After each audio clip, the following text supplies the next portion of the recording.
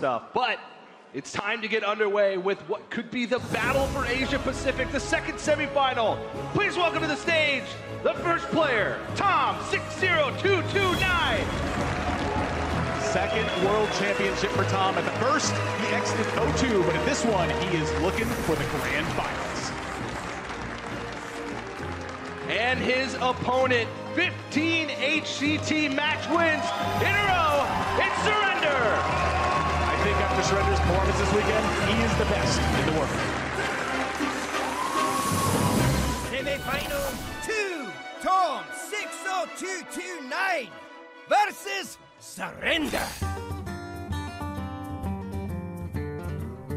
톰 선수랑은 저랑은 Since Tom was in a different group from me, I haven't been able to watch him play, but I know he has a very similar lineup to Stanudachi. Surrender is a very consistent player. He has performed very well. Because we are in the same region, we have met a number of times in competitive play. I am looking forward to facing him because I really like his lineup. He's from the Asia Pacific region, and he is a very good player. His play is top-notch, but I'm hoping that because my decks are more favorable to his, I should have a better chance to win. It should be a good show for everyone. tom60229 versus Surrender. Let's see what you got. And it's time, semifinal number 2. Who's going to join Frozen in the grand finals of the 2017 World Championship? We'll take a step back and look at their lineups, and only difference really being the Aggro Druid versus the Jade Druid. And another interesting thing is Surrender bans the Highlander Priest away from Tom and leaves up that Cube Warlock. Why is that admirable? Well, a lot of times when you're playing these aggressive lineups, Warlock is a class you're looking to dodge. It traditionally is stuffed full of ways to simply remove the board and then defend yourself.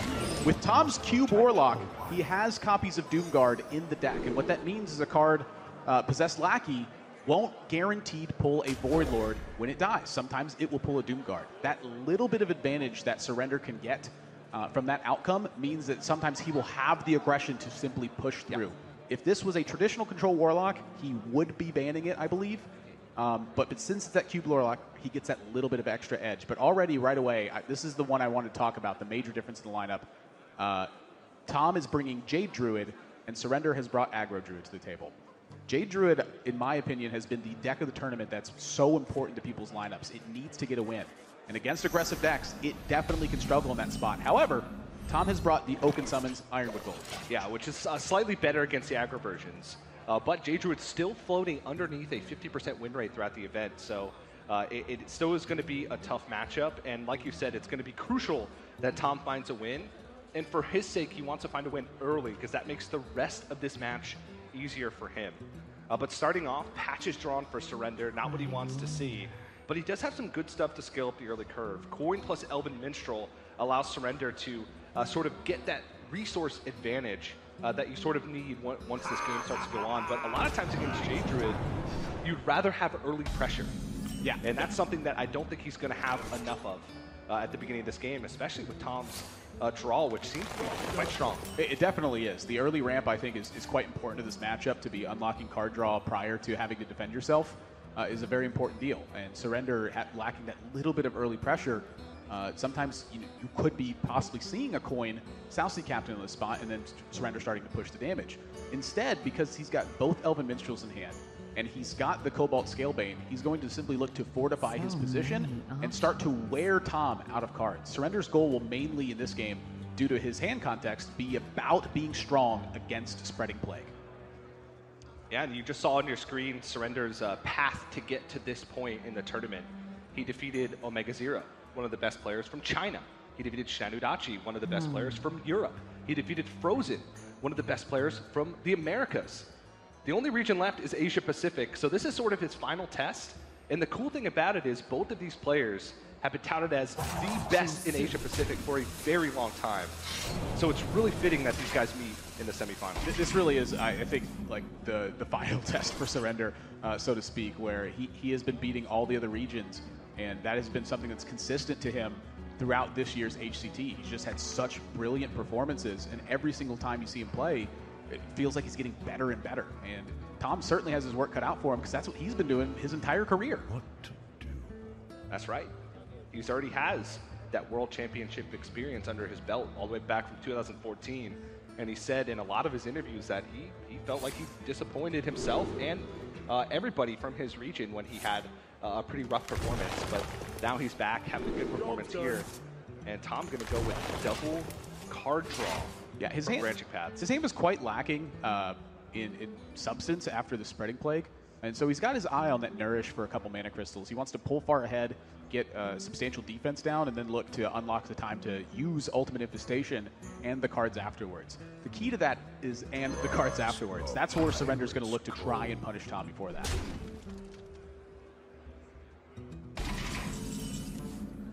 Coin Cobalt Scalebane looking like it could do that, but that is a big draw for Tom right now. A lot of times the sacrifice you make by playing Nourish for crystals like this is you get behind on tempo. And that's why Arcane Tyrant has sort of made its way into these lists, because these cards that get you behind on tempo, Nourish, you know, even Ultimate Infestation at times. Well, it's look at this. I'm very curious about that. That pressure seems like it could benefit Tom a lot. Maybe he's looking to see coin in a play from Surrender and then opt for it later on, like behind the Spreading Plague. If he plays it right now, the minions do just kind of run in. Like sometimes Backstab just gets to kill it with the Swashbuckler. And so his goal is to Spreading Plague, load the Tyrant behind it, and then use it to trade off something big. Yeah, I think that's definitely his plan. He realizes that it could just die to coin Vilespine Slayer, Spreading Plague, and then throwing the Arcane Tyrant behind it. That is a brilliant play from Tom, and he gets to wipe out this Captain. And you can see it on Surrender's face, like, yep, that's what I was hoping would not happen. Wow, that is a brilliant display of timing from Tom, where it's not just the most pressure you can put on the board, but the timing of that pressure that is paramount. Deviations from the norm. That's what we've been seeing so far in these these couple semifinals. Definitely high levels of play, and Tom almost to that Ultimate Infestation turn already as we come into like turn 5. So he's got a reasonable turn 9 lined up, which is something that you definitely want when Ultimate Infestation is on your mind, is coming soon. And now Surrender, the coin is gone. He's got Backstab to couple with Elven Minstrel, but it is a loss of tempo when you go with Elven Minstrel. You're getting more resources, but you're giving up a potentially a stronger board position. Yeah, Surrender right now, he's just looking for a way to solidify something that is difficult for Tom to handle. You know, seeing the Wrath and seeing Spreading Plague is a bit of information for him. He knows that Tom's going to come correct with something powerful on this coming turn. And so because of that, he just plays another 5/5 and says, all right, then deal with this.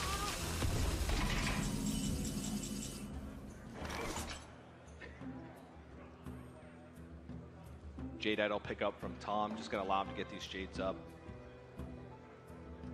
But there's still a lot to be thought about in this play. Eye of Blackpaw, while I guess those Shades ramps, it's one of the most powerful cards. Also one of the highest win rates in the mulligan, which is weird for a 6-drop. Such a strong card. Yeah. He thought about for a second maybe Iron Will Golem challenges the board differently, but it doesn't. Eye is definitely better in that case. Tom's going to realize that. Yeah, Tom even going to just trade off his Scarab here. Says the job's done. I have board position. I have Ultimate Infestation. I think I can win from here. Great use of his life total, and to recognize that he no longer needs that defense because that's suited just in his aggressive position on the board. Well, if there's any card you want to combo for Elven Minstrel, it's probably Prince Keleseth, since you buff the cards that you're going to draw. But a little late in the game, we actually ran the numbers earlier on this week, and the win rate of Prince Keleseth plummets when it's not played on curve. By, you know, over 10% when you talk about it in that regard. So while it's good, the benefit of it comes from you playing those bigger minions early on in the game. Yeah. Shout out to our friends over at HS Replay. That's right.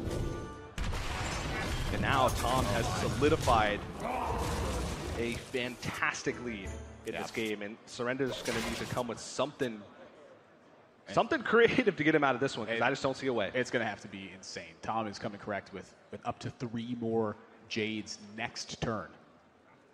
He's got Malfurion in hand if he needs extra life total. Once he dumps his whole hand, he's already got the second Ultimate Infestation. Yeah. Even that, he can be free also to utilize, you know, if you draw a second Jadeite, he can probably just play it, because most of the time you don't go to a scenario where you need to shuffle Jades in this matchup. It's not a fatigue scenario. This is a counter pressure matchup for sure. I saw Surrender talking to himself. He's trying to find a way out of this. Well, we saw this a little bit yesterday when Sintolaw had stolen Jaina away from Frozen in the combo Dragon Priest versus Big Mage matchup. And for the second time, we see a Death Knight hero enter the opposing player's hand. The question is that enough to sort of swing the tide in his favor? Because he may have control of the board for now, but the longer this game goes on, I feel the more Tom will have opportunities to just get these Jades out of control and control the overall state of the game. Yeah, I totally agree with you. I think this is still an uphill battle for Surrender, but cards that Tom can't really account for can definitely change that circumstance. I wonder. And he's got to be precise here. Malfurion is very valuable when you get it online early, because then you start to benefit from it. But Tom realizes that he just sort of needs to play a smart game where you can test the board. And Malfurion may be too much of a loss of tempo for him to be able to do that. Yeah, for now that is appearing to be the case.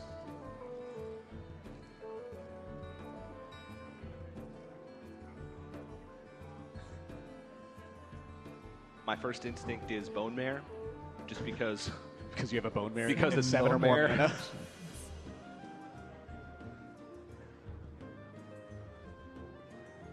You know, we said the longer this game goes on, the better it is for Tom. But Surrender, I mean, he has that Keleseth buff cranking now, so stuff like Corridor Creeper is certainly an awkward size for Tom to deal with when you get to a certain point. Yeah. It's not running over a 1/5 and then getting swiped away. It's not getting hit by Ultimate Station directly.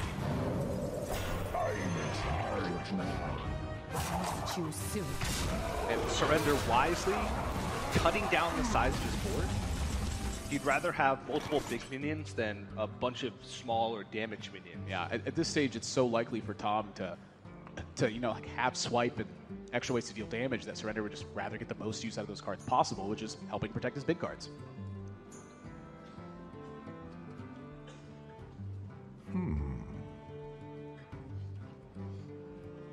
Ultimate Infestation, not really too much of an option here, considering he would have to, discard a card. This is looking like one of the opportunities where Tom can try and set up as strong as possible and look for landing that Malfurion. As soon as he's able to land that on a fairly clean board, he really gets out of the game much cleaner after that. So setting up another Jade here, clearing off the board with the aggressive use of swipe, this tries to set it up for that Malfurion. And Surrender is going to try as hard as possible to disrupt that at every stage and finds a second Vile Spine to help. Yeah. Sort of where the name Tempo Rogue comes from. Always playing for tempo from a board where he looks pretty far behind. Still so much defense left for Tom. Because he's got the Arcane Tyrant, he knows a 10 in hand, he can still play a card as well. So another big swing. But now, double Oaken Summons still left in the deck for Tom, and he's drawn all of his 4 drops. So that card later on in the game is going to be just gain 6 armor. That may not matter. We might be in a Shuffle Jade Idol game as well. I mean, It rarely happens, but when you draw this many cards and the board is back and forth this much, then it happens. Sometimes it's a necessity. Yeah, and this turn for Surrender, this allows him to get the Malfurion online, I believe. I mean, that was his first instinct, and I would want him to go that direction. So and I want to keep an eye on Tom's reaction here when he sees Malfurion, because if he's been hand tracking, he knows that the card that Surrender just moused over is the random card that came from Swashbuckler, and he hasn't played it thus far. So Tom might be fearing that this is a high impact card, but is Malfurion enough to chop through? Because right now Surrender, his hand is decent, but Leroy has very limited use. Firefly, while it is buffed by Kells, and it's a 2/3, is more of a combo activator later on in the game. So his hand really just doesn't have much big stuff left. It doesn't have as much substance. I'm looking at clearing off the 3/3, and I'm curious if Surrender's making poisons here, or if he wants to try and protect Corridor Creeper and pressure it all. I imagine he's likely still in the business of trying to fight for board, and this is how he's going to fight for board, is with aggression. Yeah, Poison Spiders has sort of been the go-to choice for a lot of players here. It's a really awkward card to deal with one swipe gone. And you mentioned it, That card is just plainly 6 armor right now. Gain 6 armor, buff your Jasper Spellstone. That's effectively what that card reads at the moment. Oh, you have Malfurion, do you? Well, so do I. And that's going to buff up the Spellstone too. So that clears off the Corridor Creeper. Surrender loses that value. Hero Power clears off one of the Poisonous Spiders. Tom's weakest minion kills another Poisonous Spider. And it looks like he's going to be left with nothing on board. And Surrender needs something big as a draw. But one thing about Surrender's list is that he doesn't have quite as much top end as some of the players we've seen in the field. He doesn't have Lich King. Edwin Van Cleef, though, that's quite large, but he needs to deal with these Poison Spiders, so we would have to hide it behind a Serenite Chain Gang, backstab one of them. That's exactly where he's going. This is the... Oh, he doesn't. He has the Malfurion Hero Power. Malfurion Hero Power, that's right. Not often a variable that we're used to having to worry about in Tempo Road.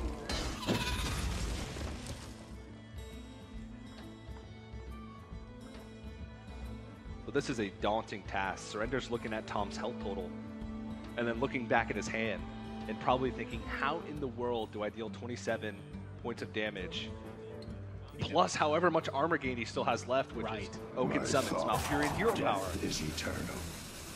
He knows he's still got the 2 Ironwood Golems somewhere in that deck as well. Yeah. And that dread is setting in for Surrender as you see him just sort of take a step back and think, what's my best shot at winning this game? And that's building as big of a Van Cleef as possible and hoping it lives.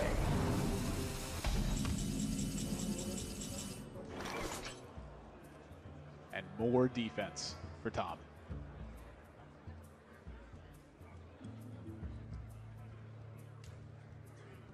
So Tom has to be thinking double Elven Minstrel gone. Not much stuff in Surrender's hand. Double Vile Spine gone. Yeah, is the board likely to get bigger than this? But Fandro, you get the best of both worlds. Nourish effectively costs 3 mana because you get the mana crystals back. If you draw some more Jade Idols, you just keep shuffling them and building bigger stuff. Well, there's 1. Make that 2. 7-7, 8-8, 9-9. Yeah, that's 28 power Tom just added to the board.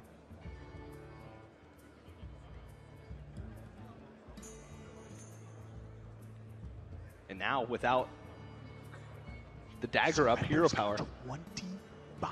Oh, that doesn't have charge. It doesn't have charge. Malfurion's claws do not count as weapons. My thoughts are plagued. Look at Tom.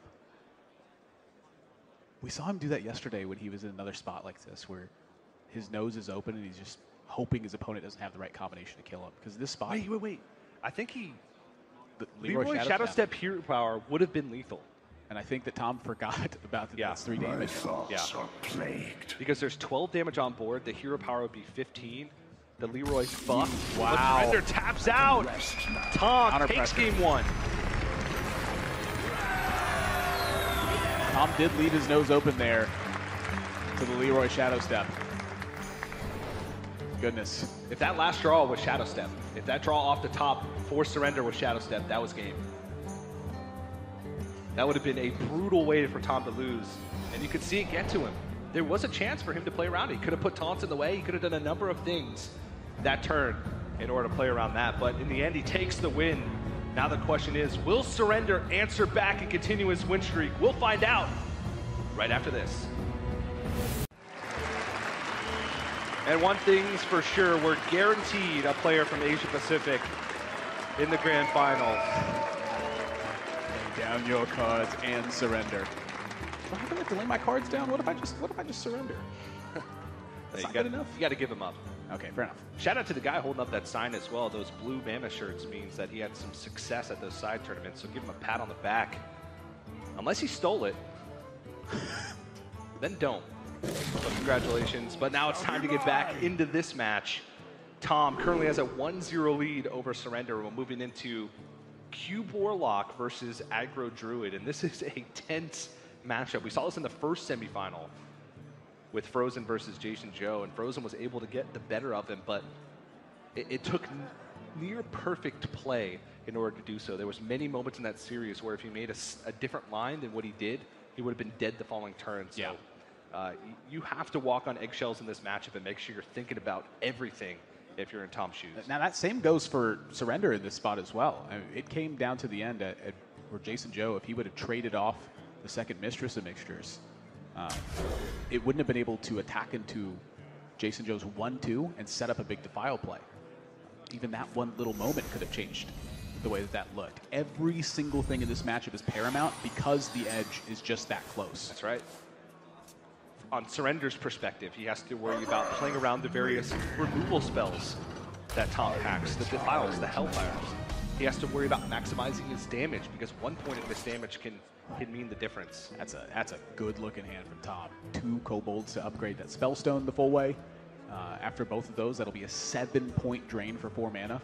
He's got Defile in hand to help clear the board already. He's got Mortal Coil to pick off weak minions and draw extra cards from that. This is about the ideal hand for Tom in this spot. He's got the tools he needs to fight off Surrender's pressure early. He still needs to find some of those pieces later on in the game, though. He needs to find something to solidify that victory. Possess Lackey into a Dark Pact or a way to trade it off. Void Lords with Skull of the Minari.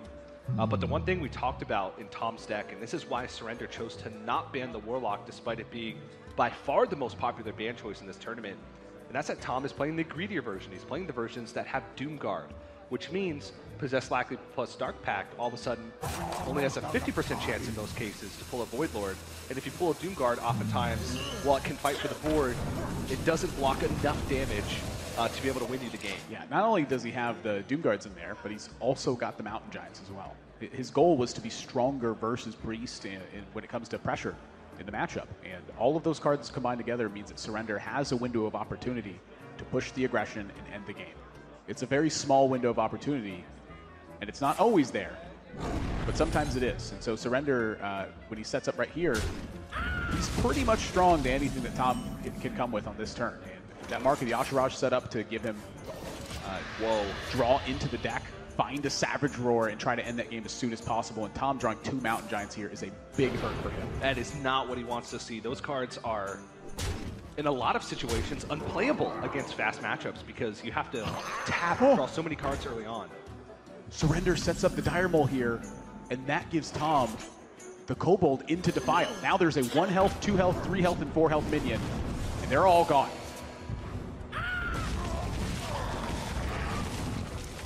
That's a big swing. But that's a big reload. Yeah.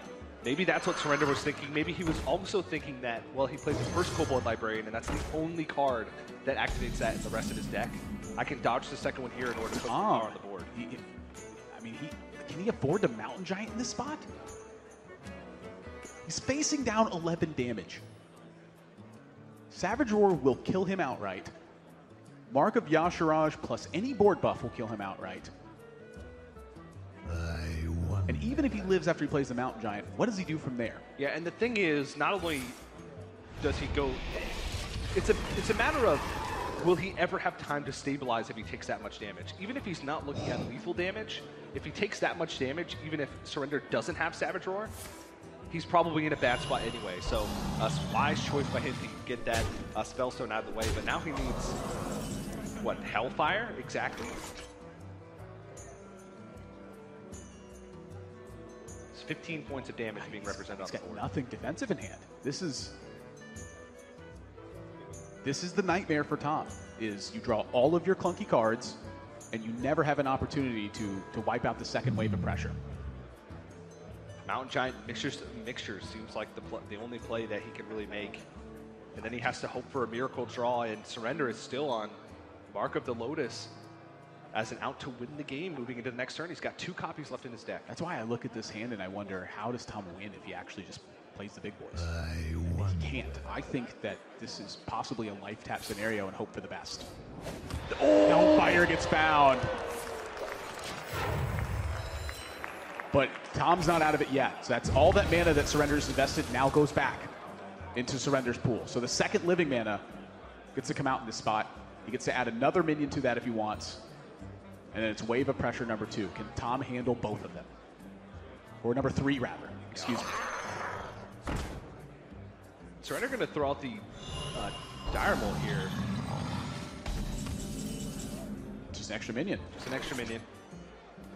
No Dark Pact. He's facing 13 points as well. Does he have to tap again? That's another nightmare second scenario. Hellfire. He could also draw Defile in that spot because he has Mortal Coil in his hand to activate it. 6% for one draw.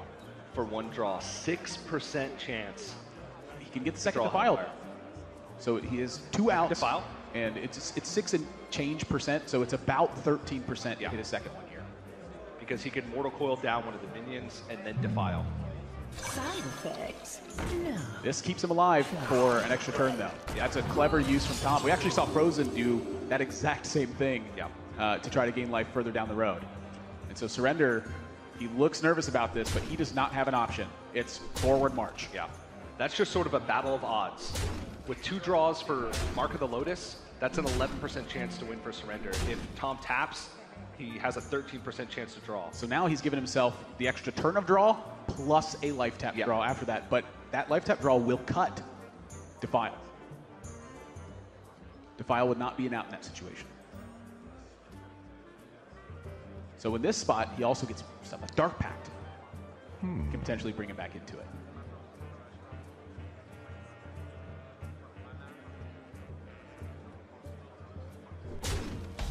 What's in the 4? Prince Taldaron.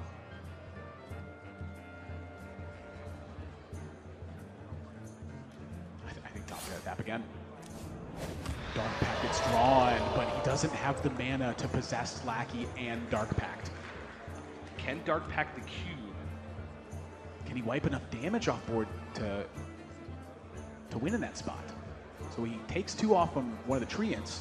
That leaves 11 for Surrender plus the hero power at 12. Dark Pact only brings him to 10.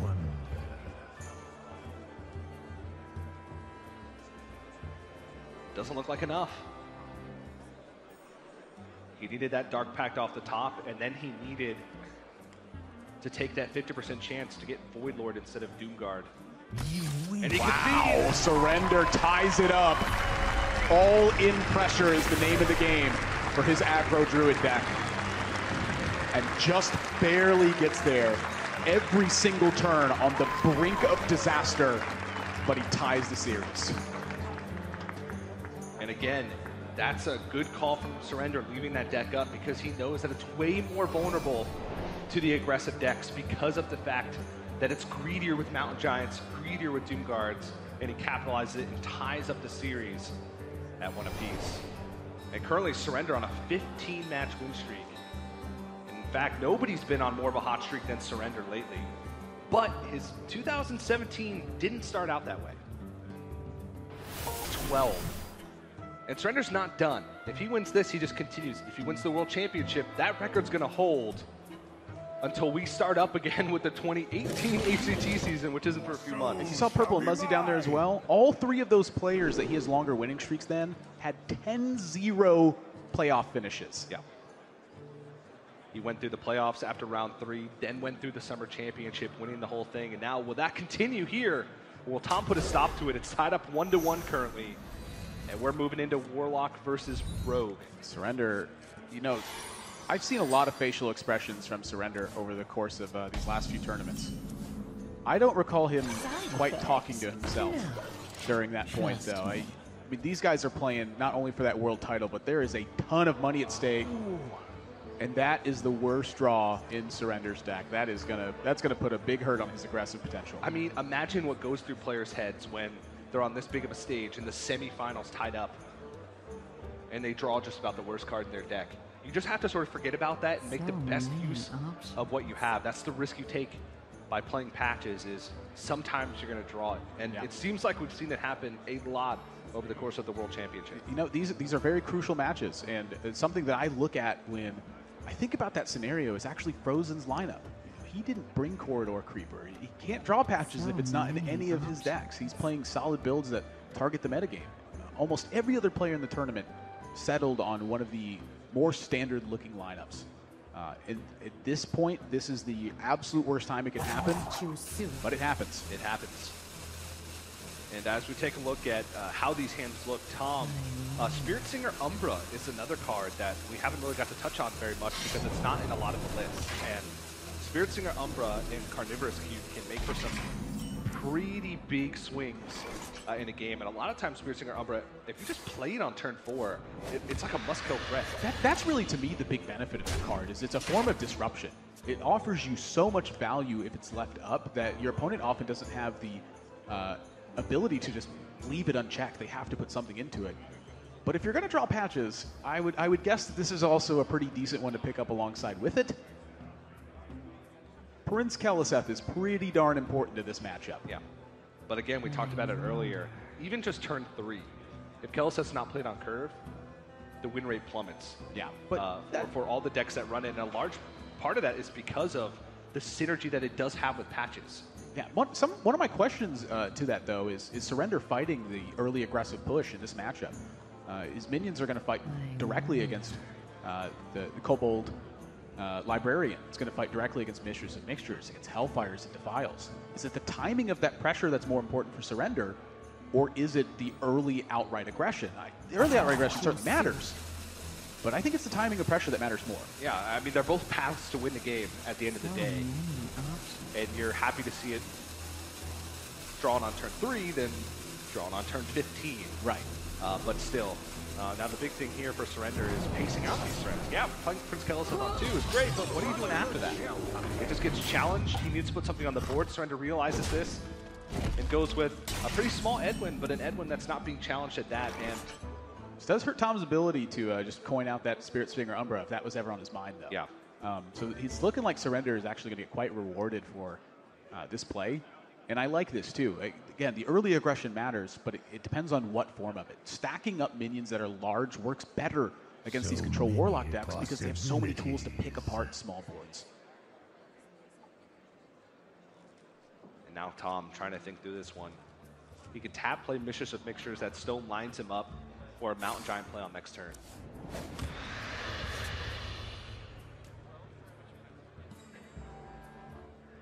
Play the Kobold, maybe try to look for another option. Look for additional removal, but Kobold is also a great tool in coupling with Defiler.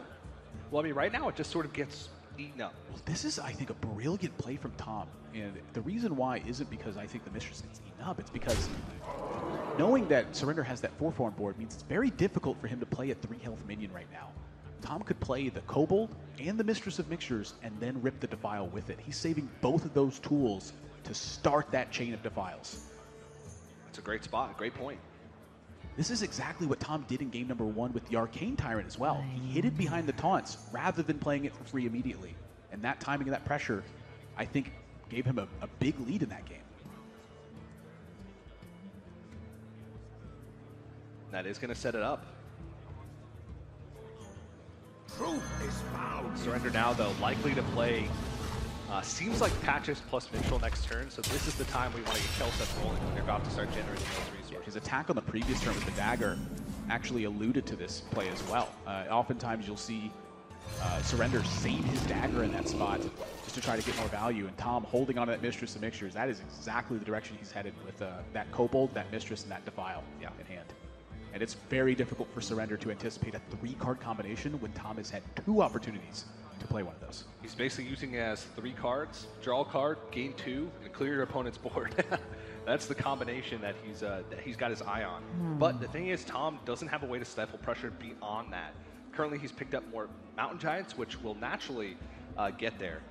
But no cheating demons out with Skolda Minari or Possessed Lackey, and that's where the big strength of this deck lies. Yeah, something really big to look at here is that Mountain Giant's often a card Surrender's not at all worried about. But because he didn't have that early pressure, it gave Tom time to simply build his hand size and make those a lot cheaper. And Cairn in Surrender's list is a card that can be quite difficult for Tom to fend off in terms of pressure. It just gives him something that will stick to the board. Yeah. It's a card that fell out of favor because, largely because of Corridor Creeper. A 6-mana 4/5 was directly challenged by sometimes a 0-mana 5/5, which sort of pushed it out. But Surrender opted to go for it, and it is better in this type of matchup because the Warlock doesn't have great removal to deal with Cairn. And of course, Tom doesn't have a Spellbreaker in his deck, so he doesn't have a way to sort of immediately get rid of it. Well, Tom's hand is starting to shape up pretty nicely, but he is under a lot of pressure. So now the thing he's got to worry about is Leroy Jenkins from Surrender. He knows what cards are in the deck, so he doesn't have to worry about Cold Blood shenanigans. But at 16 life, if he just starts trading this Mountain Giant onto the board, that pressure is going to continue to mount on Surrender's side. At some point, Tom is going to have to swing the board. Yeah. Leroy Jenkins currently 7 attack because of the Prince Geliseth. And again, we talk about Tom's list and sort of the risks that he took with building his lineup. And of course, with the Doomguard package and Mountain Giants, you leave less room for removal. That's right. No Twisting Nether in Tom's list. He's got the 2 copies of Defile, the 2 copies of Hellfire, and the Amethyst Spellstone. That's about it. That's his removal package. He relies on the combos that piece his deck together to get through these parts of the game. So the other benefit to hanging on at Mistress of Mixtures, you get the time. Mistress represents 8 points of life gain rather than just 4, and some of it's immediate. Well, that's an interesting draw.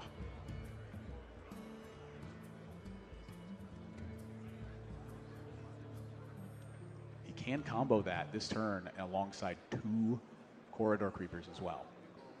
That seems like a pretty powerful play to me. So there's the first trade. There's the second. Tom's getting more life total, but now this is that timing of pressure that Surrender was looking for. And because of the buffs on the minions, Tom's clear is going to be tougher. This is looking really tough for Tom at this stage. He still can do it. Hellfire, Kobold Librarian, Coin, Defile.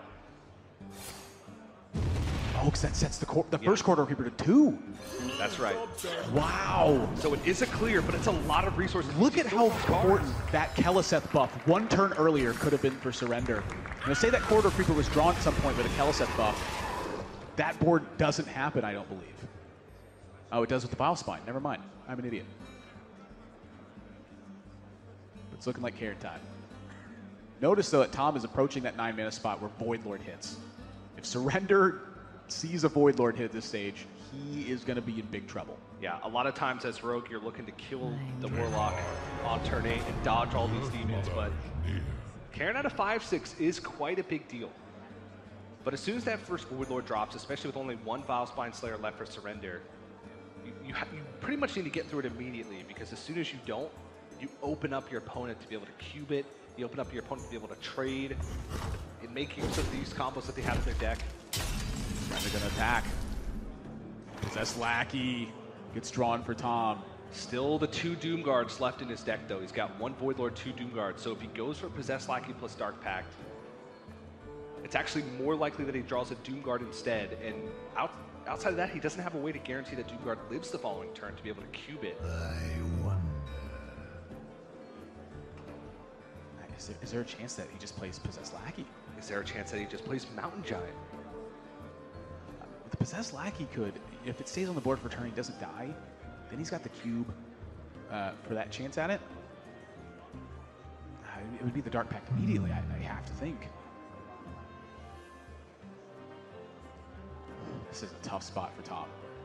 All of his plays are risks at this point. No matter what he does, he will be vulnerable to something without a favorable outcome. Yeah, and the Life Path. And just plays the Possessed Lackey onto the board. That's a 7-point Leroy right now. So 7 plus the 5 on board. Plus 2 from that. Is Surrender 1 damage off lethal? 1 damage off lethal. If he had a dagger equipped, he would end the game right now. And now the big question is, do you deal that damage? With the dagger hit in Leroy, he puts Tom at 2 with SI7 Agent in hand. This Possessed Lackey on board, Surrender does not have insight into what's in Tom's hand. I can't imagine here that Surrender thinks that Tom has a Dark Pact in hand already. Tom chose to life tap and play Possessed Lackey, taking a risk on his life total where he could just outright die before that. Yeah. Why wouldn't Tom have Dark Pacted this Possessed Lackey immediately, I think is what Surrender's thinking right now. Because he puts him at 2, he's got the combo activator. Tom would need healing. Even possessed lackey wouldn't be able to fight back on the board long enough. No, he's just going to build up a bigger board. And I think this is quite wise as well, actually. With this particular play, Surrender now has an opportunity to even bust through Void Lord with the Vile Spine Slayer. So he would push through Void Lord and then pressure Tom on the swing after that.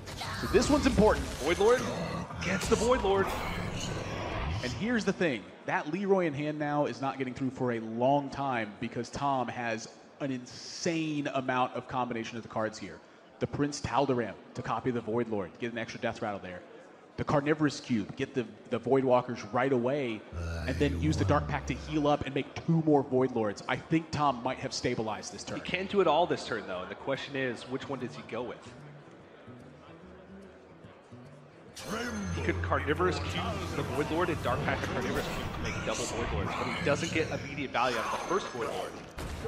But this is going to be the way that he stifles the most pressure. Where does Surrender just break through in this spot? This is just a lot of attacking he's going to have to do. And, mind you, there is a Void Lord underneath that Carnivorous Cube. He can actually even beat the Carnivorous Cube. With a Carnivorous Cube. With a Carnivorous Cube. Now, I don't think he's going to do that, but I don't know where Surrender breaks through again. This is going to be a giant wall of defense that Tom sets turn after turn. I don't know, Admirable. 4 Void Lords seems pretty good to me. It's about as good as it gets. It's hard to beat 1 Void Lord. And that's why a lot of players opted to not bring the Doomguard package in the Greedier Warlock deck to this tournament is because against most decks, the Void Lords just get there. You don't need the Doomguards to end the game.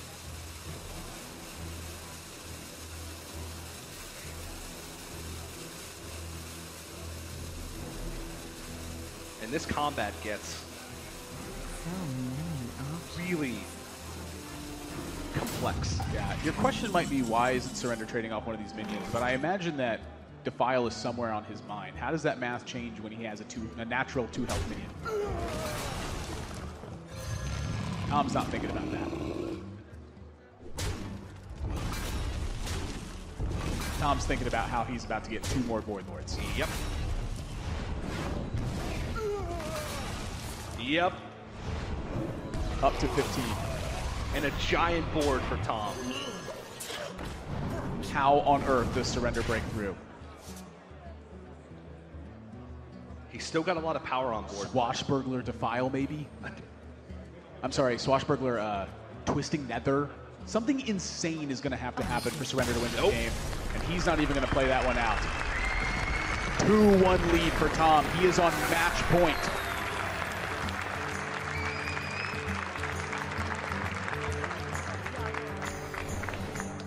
Now the pressure's on.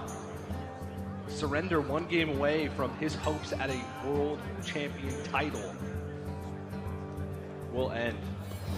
But Tom now, he's just 1 game away, and it comes down to Rogue. Whew. I'm glad I'm not in Surrender spot. I am glad I'm not in either of those spots, but we had so many people show up to the World Championship today. We opened another room. You're looking at the theater, which is broadcasting the matches to all the folks that came by and couldn't even make it in the main room. It's an insane atmosphere. It really is. I mean, the energy in the crowd has been insane. Frozen waiting for the winner of Surrender versus Tom. That match is coming up next. He's already through to the grand finals. And that smile, you can tell he's enjoying himself. But I'll tell you who might be feeling it a little bit more than a smile right now. Yeah. It's that guy. There's a little smile. Yeah, I mean, you gotta be happy, but Tom has just been so calm this match. Aside from the one moment where he felt maybe he had made that mistake in game number 1, Tom has looked super focused. We've seen players be up in series and then not be able to get it done with Tempo Rogue. We've seen it time and time again. Think to the Doc Pone match versus Jason Joe. That's right. Doc Pone's on match point, 2-0, 3 losses with Tempo Rogue right in a row. And you know who has a similar lineup? to Jason Joe. It's surrender. So that's a lineup that can beat Tempo Rogue. And right off the bat, surrender. Even just this mulligan. Great options to start. Kazakus, Shadow Reaper, Anduin. The piece he's missing is Raza. It's a pretty darn good opening hand for surrender, I'll say that. I do want to talk about Tom's Tempo Rogue list for a little bit here, though. He's included one copy of Elven Minstrel, which is traditionally pretty good in this matchup. But he has 2 copies of Cobalt Scalebane. That's a card that's included in this deck to pressure through Dragonfire Potion. 5 damage to the whole board, wipes everything away, but not to dragons. Cobalt Scalebane is the one card I think that can really pressure through that. And Tom's opening hand, oh my. That is gas. That is a huge opening hand for Tom. Surrender, the shake of the head. That is not the start he wanted to see.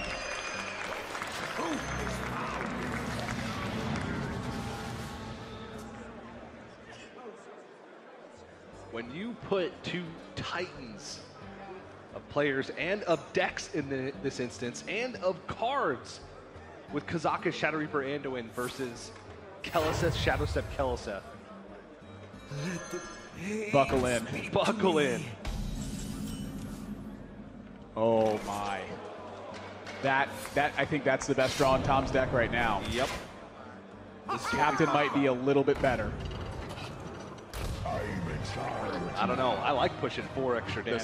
The look on Surrender's face.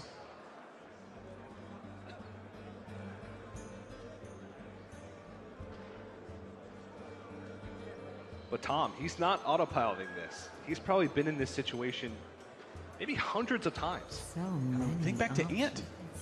Ant in his rounds during the World Championships. He opened up with Keleseth, Shadowstep, Keleseth, Shadowstep, Keleseth, and didn't win that game. He did not. And he said he felt like he could have played it better. He felt like he was, kind of on autopilot and, trying to ride the momentum of the good early draw in order to win the game. But he didn't. So Tom making sure that he's just doing everything correctly. The patches trade into the Acolyte of Pain is the obvious one, but he thinks about everything. Is someone injured? Maybe this trade is weaker to Blood Mage Spirit Lash. Who knows? Look at how desperate Surrender is. Healing opposing patches to draw a card. He needs to find something to answer this board.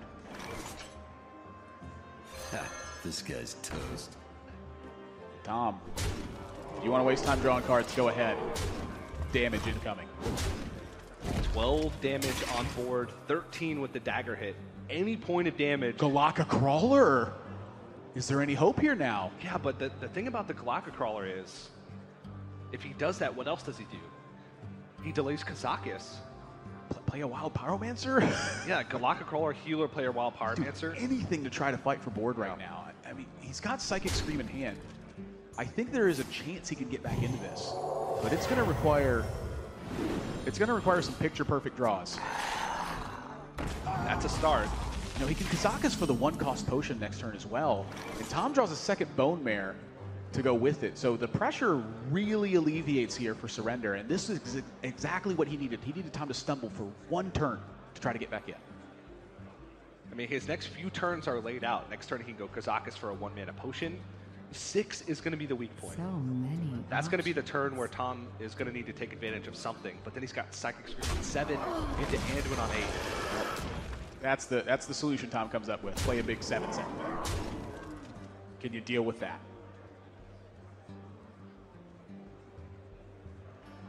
And a 1-mana potion, unless it's perfect, is not going to be enough to deal with the majority of this board. He needs deal 2 damage to all and deal 3 damage.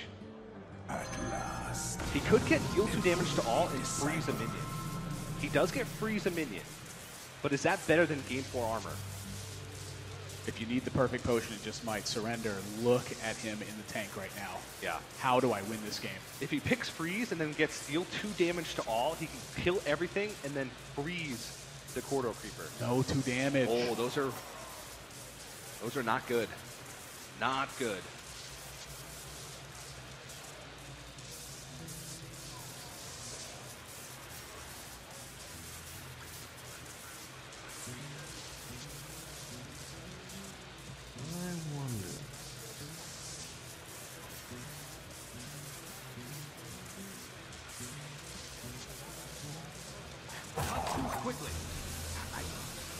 Just draw a card. I don't know. I really don't. I think they make a 2/2 probably has to be the best option to soften up the board for Dragonfire. The healing's gone from Surrender's deck as well. He uses Binding Heal. He's got to hope he freezes that Corridor Creeper, and he freezes it. Surrender at 14, facing 9 points, or 6 points of pressure. Cobalt Scalebane gets drawn for Tom. Just when you think Surrender is out of the woods, at least for one more turn, it's a 7/7. Not only does it not get hit by Dragonfire Potion, but it doesn't get hit by about anything except Shadow Word Death. Does Surrender have that one more turn, though? Tom's got Bone Mare coming next turn. Surrender has to survive with as much life as possible. I'm looking at Wild Pyromancer with a Silence and a Shadow Word Death. He can isolate Tom's board to just 5 damage, but it will require a lot of resources. But then the question is, if Bone Mare comes out next turn, he goes to 1. He Psychic Screams, he's dead to a dagger hit. No, he can Silence to put the damage down to 9 total. He can peel 2 more off with that Silence. That's the only way. Wild Pyromancer Silence on the Corridor Creeper. So you want the Wild Pyromancer there, I think. So Shadow Word Death, Wild Pyromancer Silence. That's right. Or Silence, Wild Pyromancer, Shadow Word Death. Either of those combinations puts him in range to live for a turn if Tom doesn't draw damage. And this also puts an extra minion on the board to be able to contest the following turn.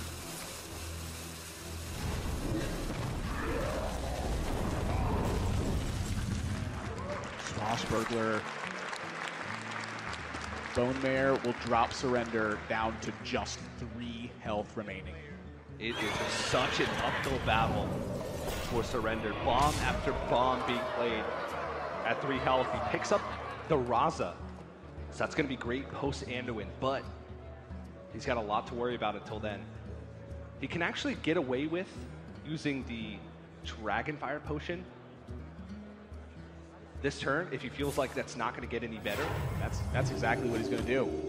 That gives him an extra couple points of health to work with, and it gives him the security of Psychic Scream needing to wipe the board in case Tom's got another Cobalt Scalebane, or just tons of pressure. He's also been on a Leroy draw for the last couple turns to just end the game. And this is playing into Shadow Reaper Anduin. Oh, okay, I thought he was going with the Bone Mare.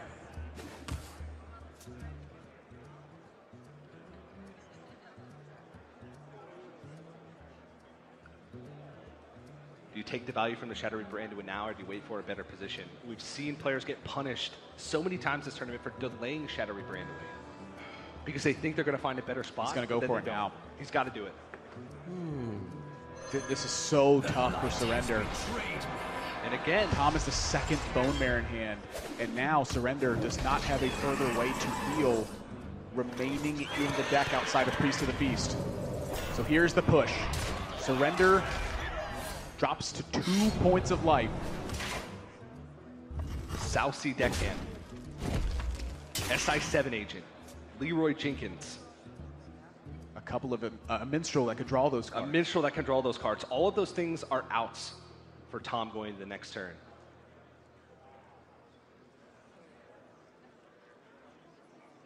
He's got 1 SI7 Agent, 1 South Sea Deckhand, so Shadowy thoughts. if he draws 1 card, that's a Look at Tom 12% chance. Yeah, he's looking over at Surrender occasionally.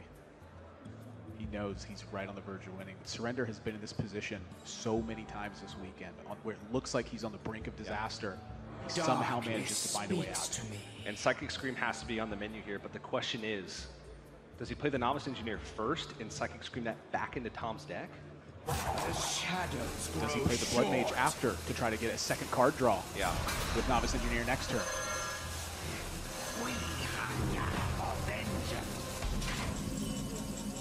Tom finds the damage, and he's gonna move on to the grand finals, eliminating Surrender 3-1.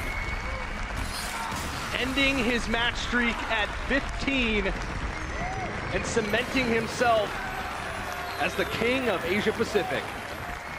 What a series between these two. It was heavy hitting hands back and forth. But at the end of the day, the overwhelming pressure from Tom and the double Keliseth opener was just too much for Surrender to fight against. And now the grand finals are set. It's going to be Frozen from the Americas versus tom60229 from Taiwan. But for now, let's head on stage with Frodan. Tom, that was a pretty intense series. Tell me about how you're feeling right now going into the series and now that you've won.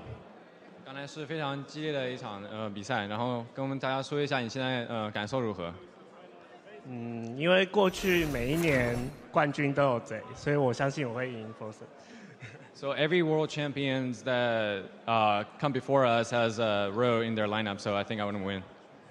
Well, it's definitely a good precedent. Having Rogue is really important, I guess, just historically.